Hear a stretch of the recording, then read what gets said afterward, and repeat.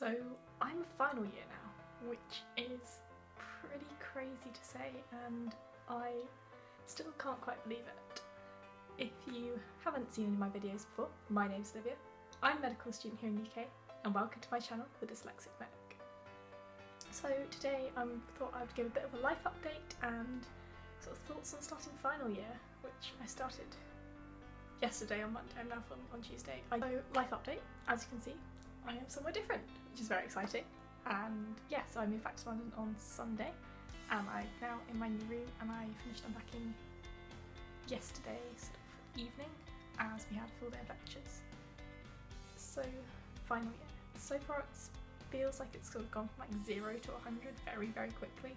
Because everyone's like, oh, and you need to know about like applying for jobs and your prescribing exam and your SJT and this exam and this, and then it's just suddenly like, oh boy, we haven't been on placement for 5 months, and then it's like, oh, come back guys, you're all going to be AHOs or assistant house officers, so it's all a bit overwhelming at the moment, and I know quite a few people are feeling kind of overwhelmed. I'm sure as we get into the year and settle in, it's going to be fine, but at the moment it's a bit like, oh my god, like this time next year, touch wood,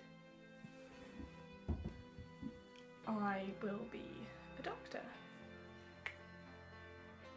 So it's all a bit strange and seems a bit much. No, I'm very excited, but I'm also worried that I don't feel ready to be doing it. I think that's normal.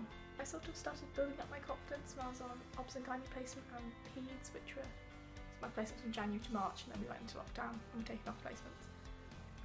So I had sort of this little ball of me being like, yeah, no, I can do this, I'm getting it, and then that's sort of like shriveled up to very, very small. So it's quite intimidating. I'm worried that I'm going to have forgotten everything, like all my clinical skills, all of my practical skills. I'll be like, there's a patient, I'll be like, yay, a patient.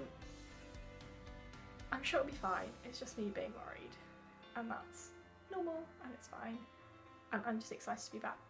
Unfortunately, I'm only in London for a week, as I am going out on my first assistant house office job, or assistantship, and I'm not actually going to be living in London. I'm going on my regional placement, so where we get sent out to a sort of like district general hospital, so that we get experience in a different area.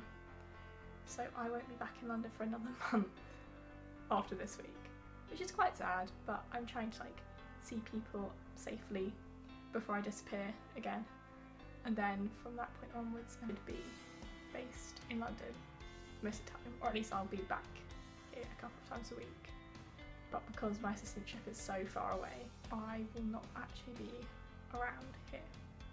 Like, I won't be able to come back on weekends because it would just be a really long journey. Where I'm going, I actually asked the pre-placer, which is really good. I'm very excited because it's not too far away from my parents' house, which means I can go to my parents on the weekend, which is sort of the benefit and why I asked to go there.